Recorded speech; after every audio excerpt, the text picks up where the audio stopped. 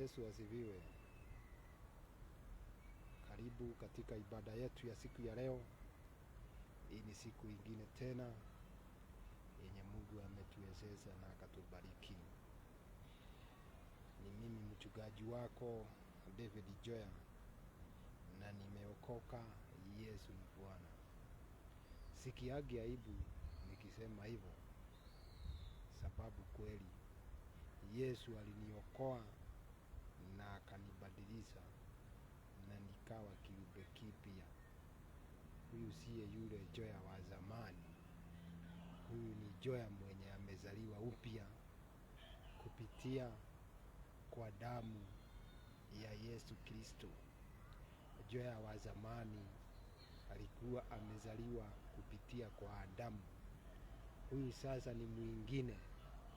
Huyu hajazaliwa kutoka kwa Adamu, bali amezaliwa kutoka kwa mwana wa Mungu, naye amezaliwa na Mungu, naye mawazo yake lazima yawe ya Mungu, na matendo yake lazima yawe ya kumfurahisha Mungu. Akitembea na matendo yenye haimfurahishi Mungu, atakuwa anadanganya watu ati alizaliwa upya. Lakini akitembea na matendo yenye inamfurahisha Mungu, kweli atakuwa amezaliwa upya. Watu wengi hawajui kwa nini Mungu alijibadilisha na akawa na hii mwili. Ndio atuonyeshe hata tukiwa ndani ya mwili tunaweza ishi kwa utakatifu. Na utakatifu ni wewe utaamua. Wacha hivyo watu wanasemaga hakuna mtakatifu. Ukisikia mhubiri akihubiri hivyo, huyo usifikiria na kupeleka mbinguni. Huyo ni pesa yako tu ako na haja nayo. Huwezi sema hakuna mtakatifu na Yesu alikufa ndio tukue watakatifu. Mimi ni mtakatifu sababu aliye ndani yangu ni mtakatifu, na ni yeye hunionyesha njia ya utakatifu. Na leo nataka tuhubiri neno la Bwana kama vile Mungu ametuwezesha tulihubiri tukiwa huku kwa hii msitu ya serikali. Huku ni kuzuri sana, juu hakuna wakati nitasema jambo mtu fulani aseme ni yeye naambia. Hakuna wakati nitahubiri jambo mtu fulani aone kama nitafanya washirika wake waende. Hiyo ndio shida inakuaga ya kuwa kanisa ya mtu binafsi. Juu wao wanaangaliaga wingi wa watu, hawaangalii ni watu wagani unapeleka mbinguni. Mimi nasemaga hata ukihubiria watu 1,000 na kuwe hata hakuna mmoja ataenda mbinguni, kuhubiri kwako kuko na faida gani? Na mwingine ahubirie mtu mmoja mwenye atampeleka mbinguni. Huyo mtu ako na faida sana kwa ufalme wa Mungu kuliko mtu yule ako na watu 1,000 wenye anawapeleka jehanamu kwa kuwadanganya, akiwa yeye ni kipofu. Kumbe wenye anaongoza hata wao anawapeleka kwa mtaro. Gari ikiendeshwa na mtu haoni, nyinyi hata muwe mnaona, huyo mtu lazima atamuangamiza. Kwa hivyo tumebarikiwa na Mungu, ametutendea mema, ametuinua, sababu naye ni Mungu mzuri. Mungu mwenye alituita ni Mungu mzuri, yeye ndiye hujitengenezea njia zake. Leo tulikuwa na Holy Communion kwa hii kanisa yetu. Unajua ni mimi tu naona, kuna washirika wenye huoni. Na Mungu akasema pale 2 ama 3 walipo, sababu ya neno lake, naye anakuaga hapo katikati yao. Sababu ile kitu mzuri ni kuwa mnahubiri injili kwa upendo. Usiwahi kaa mahali hutakikani. Kwa hii dunia usiwahi jifosi kuwa mahali. Hii dunia ni kubwa sana. Hii dunia watu wanasemaga iko na watu bilioni 8. Na wale watu umejuana nao kutoka wakati ulizaliwa, hujafikisha 50,000. Kwa hivyo wale watu hujajuana nao ndio wengi, wale watu hujajuana nao ndio wengi. Kwa hivyo nafasi iko bado ya kutengeneza urafiki mwingine mpya na wale watu wanaenda na mienendo yenye unaenda nayo, na wale watu wanakuona kwa upendo, na wale watu wanakaa na wewe kwa ukarimu. Hao ndio mtu anafaa kukaa na wao. Na sasa tunataka tuingie katika neno la Bwana, na leo tunajifunza Biblia. Mahubiri yetu ya siku ya leo, mandhari yake inasema ulimi una nguvu kwa walio na Mungu, yao tu ni kutamka. Wewe uliye na Mungu uko na nguvu sana kwa ulimi, kile hujafanya ni kutamka, hujatamka. Na tutasoma katika Mithali 18:21 inasema hivi: mauti na uzima huwa katika uwezo wa ulimi, na wao waupendao watakula matunda yake. Kuendelea kwako ama kuangamia kwako kuko katika hiyo ulimi yako na ile mambo utatamka. Na Biblia inatuambia wale hupenda ulimi wanakula matunda yake. Kuna wenye hukula matunda maovu ya ulimi, na kuna wenye hukula matunda mzuri ya ulimi kulingana na ile mambo wao hutamka. Kuna watu husema mimi nilifilisika. Hakuna jambo lingine litakupata isipokuwa kufilisika. Na ndio Biblia inasemaga walio wagonjwa waseme wamepona, walio chini waseme wamesimama, yaani walioanguka waseme wamesimama. Sababu Mungu anajuaga yale mambo tunatamka, hiyo ndio hutimia. Ukiwa mgonjwa useme sioni kama nitapona, hivyo ndivyo kutakuwa. Lakini ukisema mimi ni sawa pona, niko sawa, mimi nimepona, mpaka unamshukuru Mungu, unamwambia asante Mungu sababu ya kuniponya. Kweli hayo ndio yatakupata, sababu kulingana na maandiko, ulimi yale mambo mtu hutamka, sababu sisi tuliumbwa kama Mungu. Katika Mwanzo 1:26 Mungu akasema, na tuumbe mwanadamu kwa sura zetu na kwa mfano wetu. Sura kama hivi tunakaa Mungu kwa mfano wa Mungu, ni kutenda mambo yenye Mungu hutenda. Naye Mungu sababu ni kuwa alikuwa anatamka na kuwe mwangaza, na kunakuwa na mwangaza. Wewe ulio kama Mungu, na wewe ukitamka, mambo yenye utatamka yatatendeka. Tuingie katika maandiko katika Wafalme wa kwanza 17:1-9, na nitasoma. Basi Elia Mtisibi wa wageni wa Gileadi akamwambia Ahabu, kama Bwana Mungu wa Israeli aisivyo, ambaye ninasimama mbele zake, hakutakuwa na umande wala mvua miaka hii ila kwa neno langu. Neno la Bwana likamjia kusema, ondoka hapa, geuka uende upande wa mashariki, ujifiche karibu na kijito cha Kerithi kinachokabili Yordani. Itakuwa utakunywa maji ya kile kijito, nami niwaamuru kunguru wakulishe huko. Biblia tukisoma tunaona hapa Elijah alikuwa mtumishi wa Mungu, naye alikuwa kweli mfano wa Mungu. Sababu aliye mfano wa Mungu, naye hutenda yanayomfurahisha Mungu, naye akawa ni mmoja wa wale walikuwa wanatenda kama vile Mungu anavyofurahizwa nayo. Naye Ahabu naye akawa kweli ni mtu wa Mungu, lakini sio mfano wa Mungu. Amekataa kuwa mfano wa Mungu sababu alikuwa anatenda yale hayamfurahizi Mungu. Ijapokuwa alikuwa mfalme wa Israeli, bado alikuwa amepotea njia. Kwa hivyo unaweza potea njia hata ukiwa na jina kubwa, unaweza potea njia hata ukiwa na mali mingi, na ufanye mambo yenye haimfurahizi Mungu. Na mwingine awe hajapotea njia hata kama hana mali mingi. Ahabu alikuwa na magari ya kifahari, alikuwa na watumishi wengi, na karibu nchi yote ilikuwa chini yake, lakini akawa ni mtu muabudu sanamu na mtu wa kutenda mambo maovu yenye haimfurahizi Mungu. Naye Elia akiwa naye ni nabii wa Bwana, akakasirishwa sana na matendo ya Ahabu, na akaona vile Ahabu amewafanya watu wote wale anaowaongoza wamugeuke Mungu wa kweli, Mungu wa Israeli, naye akawapeleka kwa miungu ingine, miungu ya kigeni, miungu ya Bali. Na sababu mtu aliye na Mungu akiona watu wakitenda maovu huumwa na huwashwa nayo, vile kama mimi niliwashwa nayo nikiona watu wakifanya uchawi kanisani, na nikasema nitasema watu wanipende, wafurahie, waseme ni ukweli ama waseme ni uongo.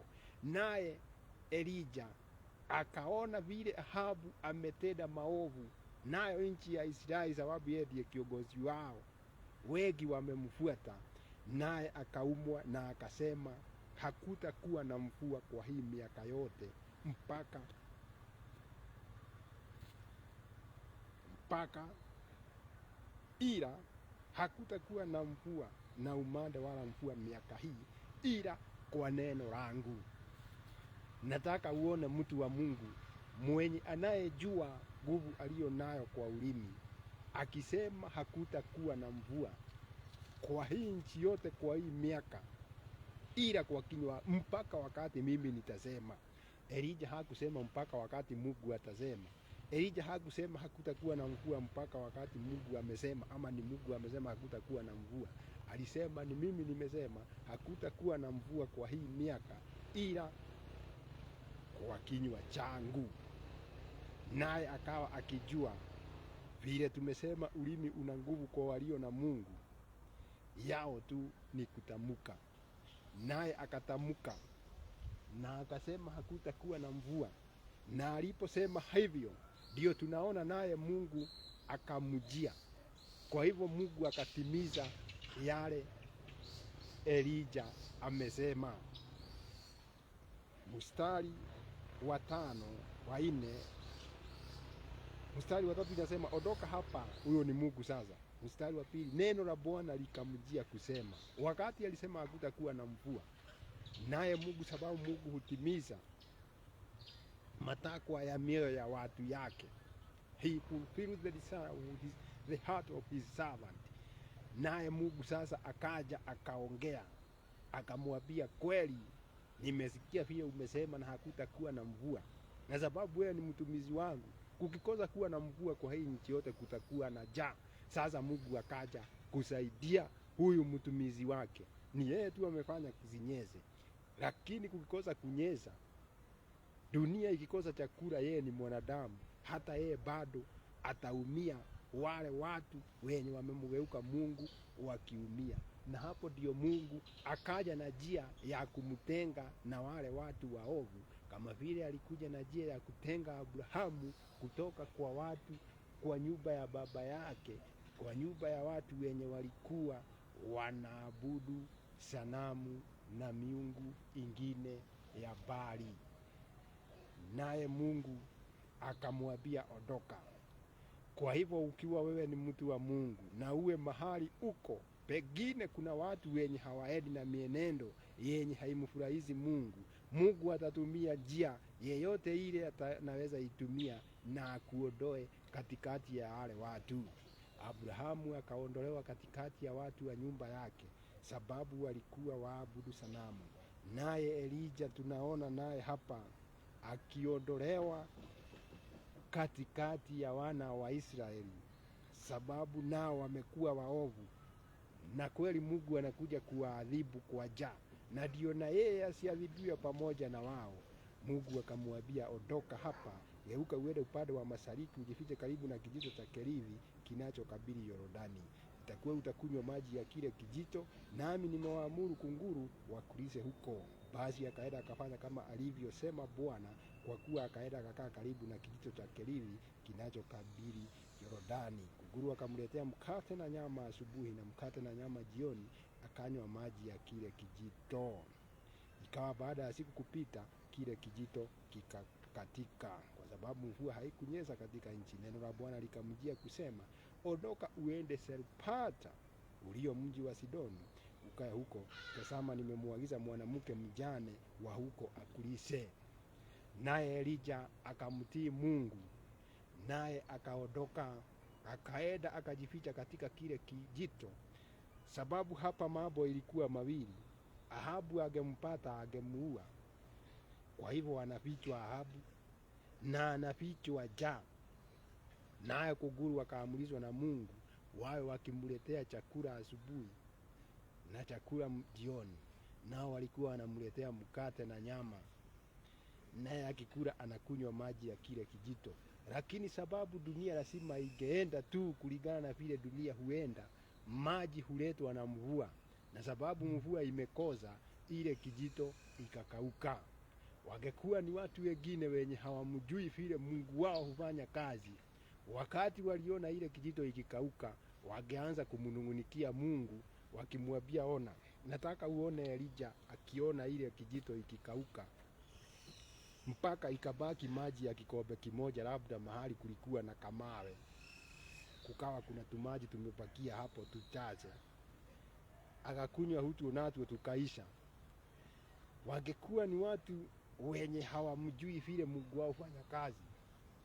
Badala ya kungojea Mungu atende matendo yake, wangeanza kumlaumu, kusema, na wewe Mungu ni wewe ulinileta hapa, sasa ona sasa mto imekauka, na ukinileta hapa ulikuwa unajua haitakauka. Kwa nini huku niambia niende Jorodani, mto mkubwa wenye hautakauka? Lakini Mungu tunayemwabudu, Mungu huwa anatuwaza mawazo mema, kama vile Yeremia 29:11 husema ati Mungu anatuwaza mawazo mema kila wakati.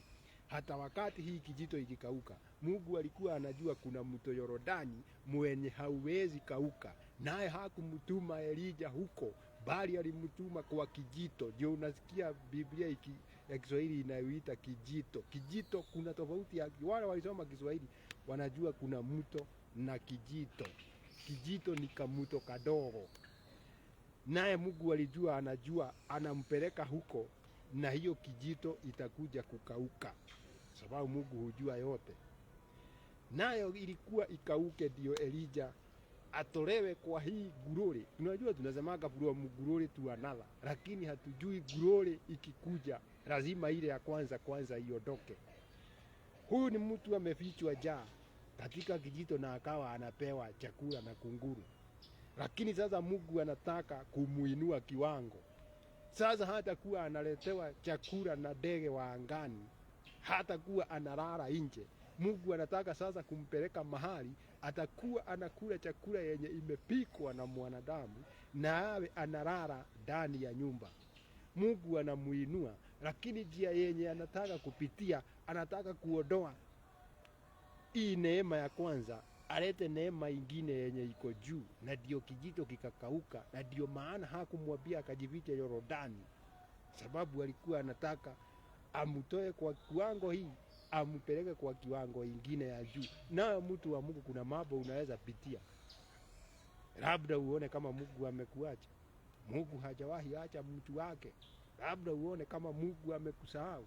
Mungu hajawahi sahau mtu wake. Waacha kunungunika, mwambie Mungu, unajua haya yote ni wewe umekubali yatendeke, na najua unaniwaza mawazo mazuri, kama vile Yeremia 29:11 inavyosema. Kama hivi unaona akimuinua Elija. Elija alikuwa mwanadamu aliye na mwili kama zizi. Anaona kijito ikikauka na mawazo yake inafanya kazi kama ya mwanadamu yule mwingine. Na anajua hii kijito ikikauka, mimi hapa siwezi jionyeza, sababu Ahabu akiniona ataniua. Sasa nitaenda wapi? Lakini hivyo unajiuliza, wewe ni wewe unajizubua. Mungu anajua ni wapi anakupeleka. Naye Mungu akamwambia, ondoka hapo, sababu nimemuamuru. Mungu asemi enda ukamwambie. Kuamuru ni kama vile askari anatoleagwa command na mkubwa wake, akiambiwa leo ni nyinyi mnaenda kukaa pale kwa ile geti na fulani, haulisagi bona ni mimi leo, na jana ni mimi nilikuwa hapo na kuna mvua, na wakati ile mwingine kulikuwa najua hamukunipeleka hapo. Najua askari akiwa kwa mlango, kwa lango kuu, hata kunyeza ile mvua unasikiaga inanyeza na mna gani bado wanaga hapo, na hawezi kuwa na mwavuli sababu hawezi shika mwavuli na azike buduki na afungue mlango. Sasa huwa ananyesewa na mvua mingi sana sababu gari hazitakosa kuingia sababu kuna nyesa. Hawezi uliza mkubwa wake, kwa nini umenipeleka pale na jana ni mimi tu nilikuwa hapo. Hiyo ndio kuamuru. Naye Mungu alikuwa amemwamuru mwanamke mjane, sababu wanadamu wote ni wake, ampe Elija chakula. Ile tu yeye alikuwa amebakiza ni kumwambia Elija, enda, ni saa tayarisha, ni saa peana amri, wewe ni kuenda huko na kuitiza. Na ndio maana wakati Elija alienda, sababu anajua Mungu wake na nguvu ya Mungu wake, ukisoma hapo mbele utaona alipomuona yule mwanamke akichukua kuni, alimwambia na kuomba niletee maji. Naye akienda kumletea, hakumuuliza uko na mkate, alimwambia na uniletee hata mkate ni kule, sababu alikuwa anajua tayari ashaamrishwa na Mungu mwenye nguvu yote, na Mungu wetu yule ni muweza wa yote. Ndio maana yeye hakunungunika wakati aliona mto ikikauka. Naye sababu ya ulimi wake kutumia ipasavyo, mvua haikunyesha katika nchi ya Israeli miaka 3.5. Ndio maana tukasema ulimi uko na nguvu kwa walio na Mungu, yao tu ni kutamka. Leo mtu wa Mungu utatamka mambo gani kwa maisha yako? Utasema umezidwa, utasema biashara imeharibika. Unajua kuna watu wanakuwa na hiyo ugonjwa, ni kubaya, ni kubaya. Mimi kwangu hakukuwagi kubaya, sababu kuna kuwa kuzuri kila wakati. Wakati Elija aliona mto ikikauka, hakuanza kusema sasa mimi nimekufa. Alijua Mungu ako na solution, alijua Mungu ako na njia ingine, na kweli Mungu akakuja na njia ingine. Na wewe yale unayopitia, wacha kuona kuzidwa, wacha kuona Mungu kama amekuacha, wacha kuona Mungu kukuachilia, wacha kuona Mungu kukuchukia. Jua Mungu ni yeye alikuumba. Na kama vile Yesu Kristo alisema, nyinyi kama mnajua kupea watoto wenu vitu vizuri na mko wabaya, alikuwa anawaambia Wafarisayo, naye Mungu wetu na vile ni mzuri, atatupea vitu gani?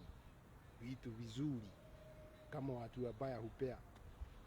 Kama hata wachawi wanapeaga watoto wao vitu vizuri, naye Mungu wetu na vile ni mzuri, atatupea vitu zinakaa namna gani? Kwa hivyo hakuna wakati atatuletea mambo mabaya. Hata ukiona kama inakuja, anakuaga anataka kukupeleka kiwango kingine, kama vile mto ilikauka, Elia akiwa hapo, naye Mungu akawa anataka kumpeleka sasa, amtoe kwa msitu, kwa kichaka, ampeleke kwa nyumba, amtoe kwa kupewa chakula na kunguru yenye labda wakati mwingine ilikuwaga baridi, ampeleke mahali atakuwa anakula chakula yenye imepikwa na mwanadamu ikiwa moto. Kamtoa kwa hii kiwango, akamuinua kwa kiwango kingine. Huyo ndiye Mungu wetu, na huyo ndiye tunayemtumikia. Hajawahi tuachilia, sababu kweli anatupenda. Tuamini na tuombe Mwenyezi Mungu muumba vyote. Wewe ndiye baba yangu, wewe ndiye mtu, wewe ndiye Mungu wetu, wewe ndiye uliyetuumba. Kweli unatuwazia mawazo mazuri, kama vile Yeremia 29:11 inavyosema. Kama vile Elia alivyotamka akasema hakutanyesha mvua, nasi tukudize kutumia kinywa yetu mzuri kujitamkiaga baraka Mungu wetu, na kweli tukitamka yatakuwa yakitendeka, sababu unasema katika maandiko yako huwa unatimiza matakwa ya mioyo yetu. Na sisi tukijitamkia mambo mazuri, kweli hayo ndio yatakuja kwetu, sababu utakuwa pamoja na sisi na ni wewe utatuwezesha. Onekana Baba yetu, onekana Mwokozi. Bariki anayenitazama, bariki anayenisikiliza. Kama hajaokoka, mlete katika ufalme wako. Kama ameokoka, mdumize katika ufalme wako na umfiche, ili yule muovu Shetani asimuone. Kama vile ulivyosema, hakuna hata mmoja ulipewa na baba yako. Shetani aliweza kumpokonya katika mikono yako, lakini wengine hujitoa katika mikono yako kwa kupenda kwao. Hata wale wametoka kwa mikono yako Mungu, wacha watamani kurudi kwako, ili utakaporudi kuwachukua walio wako na kanisa lako, hata wao wawe pamoja na wale utakao wachukua. Nikumbuke hata mimi na unionekanie, nilinde na uniongoze, pelekana na mimi Mungu wangu kule nitaenda, ongoza miguu yangu. Kuna wachawi wanaonilinda ati wanimalize, lakini sababu kwa nguvu zako yote unafanyaga ni ajue, sio kwa vile mimi najua sana, bali ni neema yako unaye nivikizia. Onekana baba yangu, shetani hawezi niangamiza, sababu walio wako hawezi onekana na mwovu shetani. Watazunguka, wamezunguka wakiwa wengi, pesa wamechanga, kuwinda wameniwinda, lakini kwa nguvu zako hawajawahi nipata na hawatanipata. Nimeomba hao nikijua umeyasikia, na ni katika jina lako kuu Yesu nimeomba na kuamini. Thank you.